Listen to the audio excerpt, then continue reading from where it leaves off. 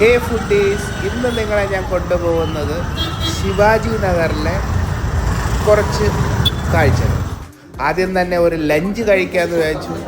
അവിടുത്തെ ഫേമസ് ഹോട്ടലായ താജിൽ കയറി.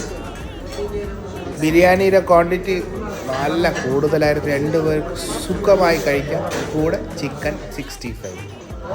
ടേസ്റ്റ് കൊള്ളാത്തതുകൊണ്ട് അപ്പം തന്നെ ഞാൻ വീഡിയോ നിർത്തി. നമ്മുടെ യാത്രകൾ തുടർന്നു.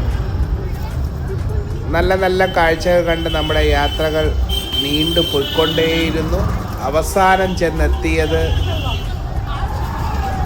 ഉസ്താദ് ഹാസിഫ് ഖാൻ്റെ പാട്ടുമടയിലാണ്.